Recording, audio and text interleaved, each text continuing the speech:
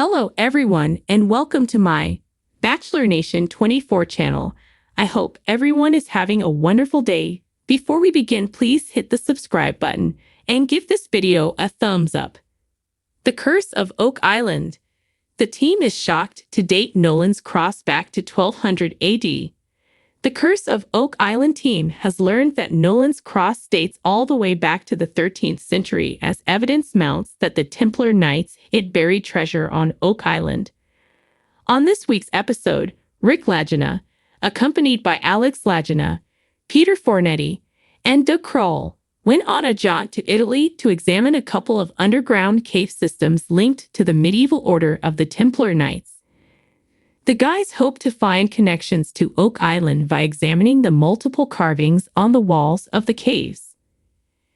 However, the team came across their most startling revelation when they visited archaeoastronomer Adriano Gaspani. Archaeoastronomy is a scientific discipline that examines how ancient stone monuments were built to align with stars or other celestial objects. Stonehenge and the Great Pyramid at Giza are just two particularly famous examples of this. The discipline can actually be used to date a stone monument. Over the centuries, the position of stars moves in the night sky, so that a star will rise and set in a different position over time. This can be used to date a monument to a particular era.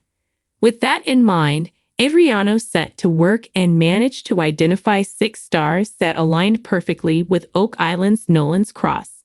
Nolan's Cross, which lies near the swamp on Oak Island, consists of 6 large boulders placed in the shape of a cross that covers hundreds of feet.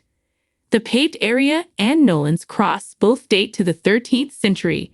Adriano then blew the minds of Rick and the others when he calmly dated Nolan's Cross to 1200 AD. The implications of this were not lost on Doug, who pointed out that the paved area of the swamp had been carbon dated to 1200 AD. This means that 2 major features from the swamp area are dated to the 13th century, and this also ties in with Zena Halpern's theory that Templar Knights made multiple journeys to Oak Island for 2 centuries, beginning with their first trip in 1179 AD. Earlier this season, expert theorist Brian Ferroa told the guys that he had used sacred geometric numbers to conclude that Nolan's Cross was pointing in the direction of the money pit and the garden shaft, which all leads to the stone monument taking on ever greater significance in the island's mystery. Also, in Italy, the guys toured 2 underground cave complexes in Camerino and Osimo, both dating back over 2,000 years. The Warren of Caverns became Templar strongholds and then areas of refuge as the Knights hid from persecution from the 14th century onward. Oak Island team found more Templar symbols linked to the island. The Oak Island team came across symbols carved onto the walls that they had seen in other Templar structures in Portugal and in Nova Scotia. Alex and Peter found a circular symbol with a dot in the center that resembled the carving found on the H.O. stone on Oak Island in the 1920s.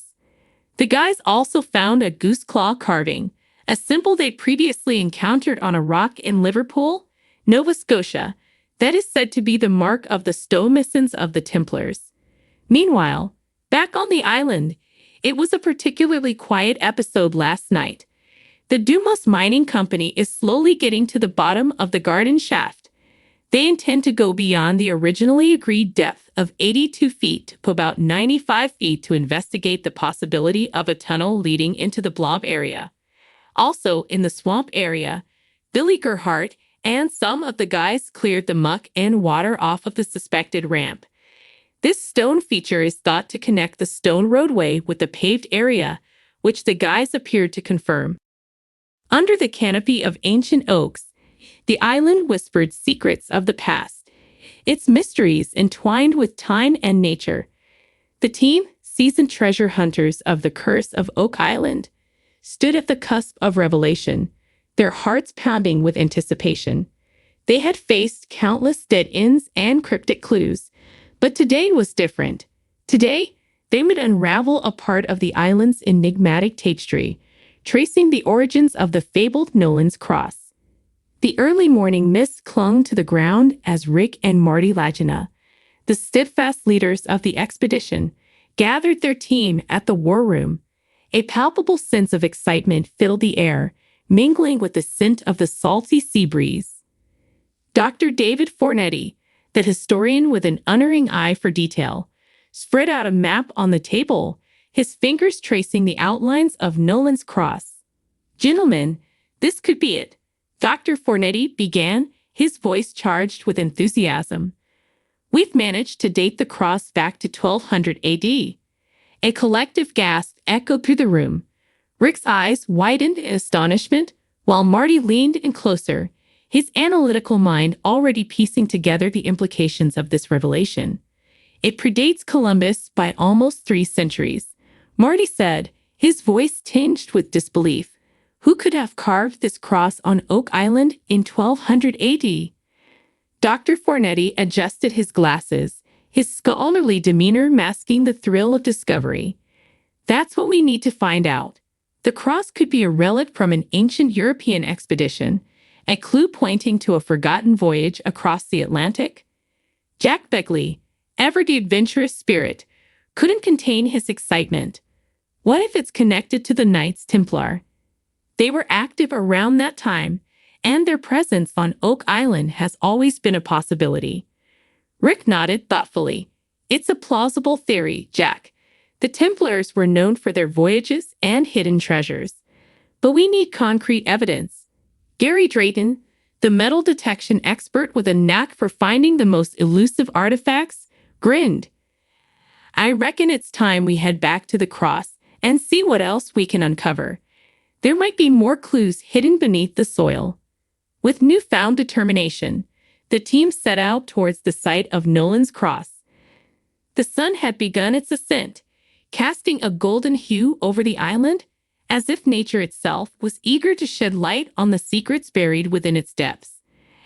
As they approached the massive stone formations that marked the cross, the team couldn't help but feel a sense of reverence for the ancient hands that had carved such a symbol. Gary switched on his metal detector, the device beeping rhythmically as he swept it over the ground.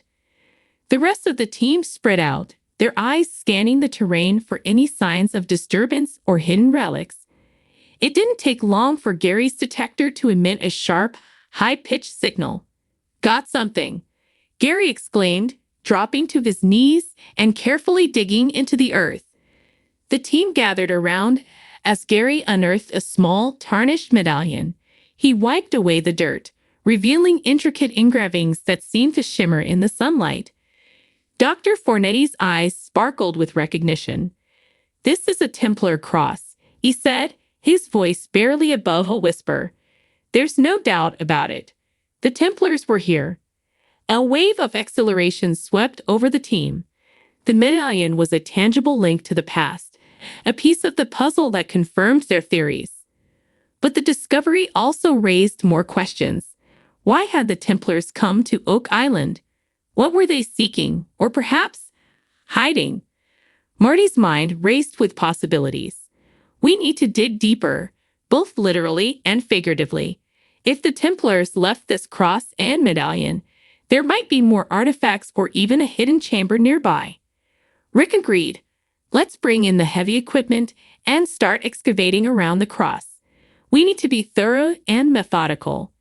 Every inch could hold a vital clue." The following days were a blur of activity. The team worked tirelessly, digging and sifting through the soil with precision. As they delved deeper, they unearthed more artifacts, fragments of pottery, rusted tools, and ornate pieces of jewelry. Each discovery added another layer to the narrative, painting a picture of a forgotten expedition that had traversed the Atlantic long before Columbus. One evening, as the sun dipped below the horizon, casting long shadows over the island, the team gathered around a bonfire. The crackling flames provided warmth against the cool night air, and the stars above seemed to twinkle with approval at their progress. Rick stared into the fire, his thoughts swirling like the embers. "We're on the brink of something monumental. Nolan's Cross has led us to the Templars, but what's their connection to the island's legendary treasure?"